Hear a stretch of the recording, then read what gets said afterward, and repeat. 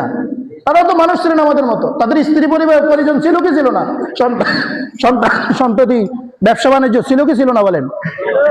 আল্লাহ তাআলা থেকে গাফিল করতে পারে নাই, এজন্য সাহাবী সাহাবী হয়ে গেছে। সুবহানাল্লাহ বলেন। তো স্ত্রী বলতেছে এমন এমন কথা, আর এটা কোনো ব্যাপারে না। মানে তুমি তার কাছে, এই যুবকের কাছে একটা শর্ত দিয়ে দাও আমার পক্ষ থেকে, গিয়ে বলবা যে তুমি 40 দিন আমিরুল মুমিনিনের পিছনে 40 দিন তুমি তাকবীরুলের সাথে নামাজ পড়বা। যদি পড়তে পারো তাহলে আমি তোমার সাথে কি আছি, তোমার প্রেমে আমি রাজি আছি। কতদিন? 40 দিন তুমি আমিরুল মুমিনিনের পিছনে তাকবীরুলের সাথে নামাজ পড়ো। তো যুবক তার প্রেমে তো অন্ধ, সে বলছে আরে এটা তো কোনো ব্যাপারই না, এটা কোনো কি না ব্যাপার হয় না। নামাজ পড়া শুরু করছে।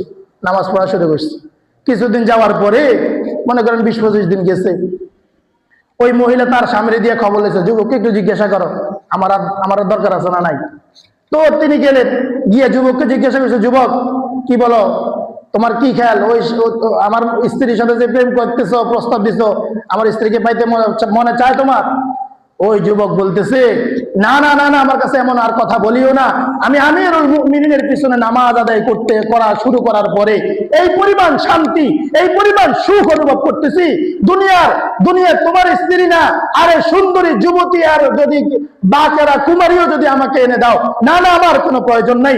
আমি ওমর রাদিয়াল্লাহু আনহুর পিছনে নামাজ আদায় করার দ্বারা যেই পরিমাণ সুখ আর শান্তি অনুভব করেছি, দুনিয়ার কোথাও এই শান্তি আর সুখ আর আমি খুঁজে পাই নাই। সুবহানাল্লাহ।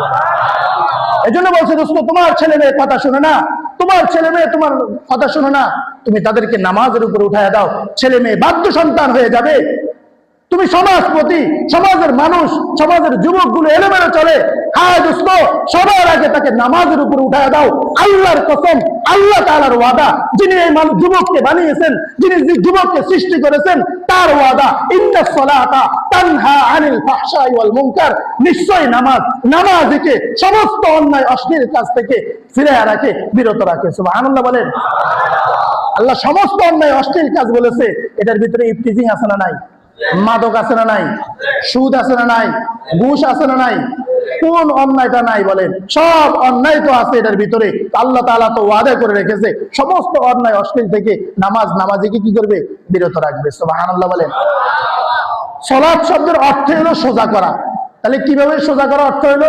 কারণ সালাত যে আদায় করে, এই সালাত ওই মুসল্লিকে সোজা করে দেয়। সুবহানাল্লাহ বলেন। এজন্য আমার ভাইয়েরা, বিশেষ করে সালাতের মধ্যে ফজরের নামাজের গুরুত্ব কম না।